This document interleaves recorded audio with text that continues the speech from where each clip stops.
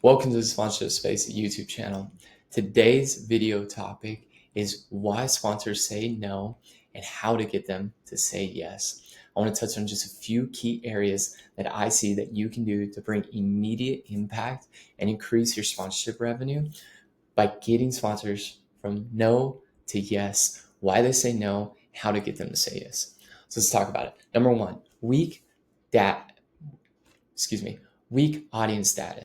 Here's the problem. Sponsors don't see who they're reaching. They don't see the ROI because they don't understand the audience.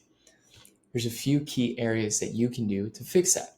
Use social media insights to get age, gender, location, interests. Run email polls or ticketing surveys to gather demographics.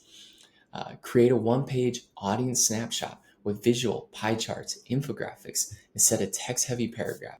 You can do something like this. 80% of our attendees are small business owners. Exactly your target market. Number one problem, why they say no, they don't know the audience. Sponsors don't invest in events, they invest in audiences. And what that audience has to do is bring them an ROI, lead to sale.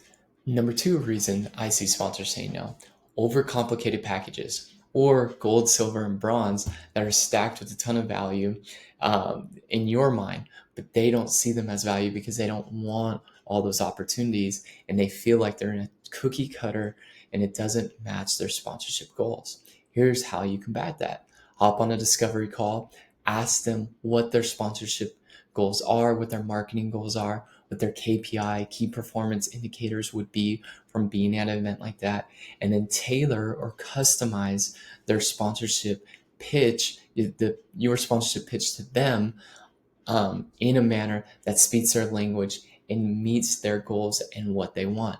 Not everybody wants to collect emails. Not everybody wants logo placements. Not everybody wants to sell product. They all have different goals. Find out what their goals are and what their KPIs are from being at an event like yours. So instead of tiers, create customizable menu of assets, social shoutouts, stage presence, VIP access, footprint at this location or this location. Start by asking, what does success look like for you at this event? And then build around that answer.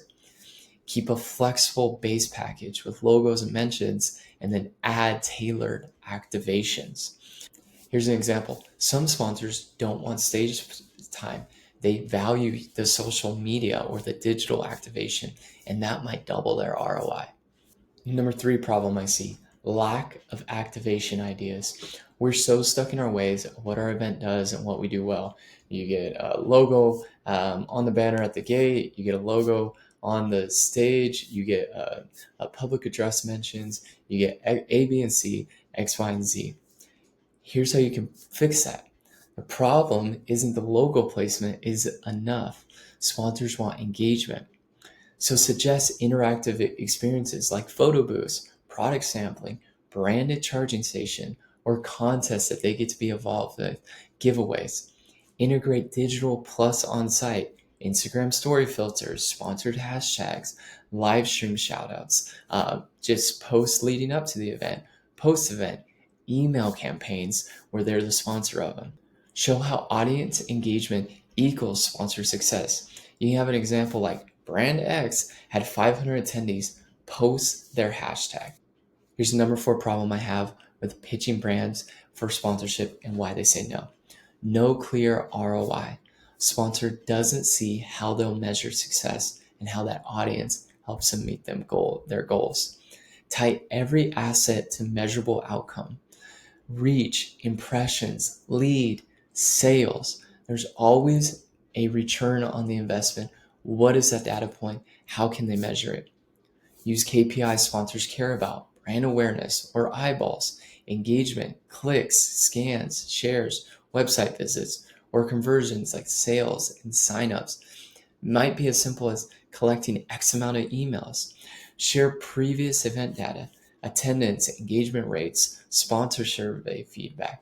These are all important data points. You have to speak their language and give them the information that they want so that they can confidently say yes in your sponsorship program. When they receive that pitch deck, they immediately are going to go, I'm going to put in X amount Am I going to get a return on that? Am I going to get um, an increase in revenue from participating in this event? Offer to collect post-event metrics, surveys, QR code scans, coupon redemptions, so that you can really understand if the event paid off for them. Number 5 problem I see on why they're saying no to you: poor follow-up. Here's a problem: sending a proposal and waiting equals missed deals. Here's some key fixes for that. Use a 3-step cadence. Send proposal, follow up 3 days with a new idea, call or follow up on LinkedIn within 1 week after that. Always lead with value, not just checking in. For example, I thought of a new activation idea that fits your product line. Here it is.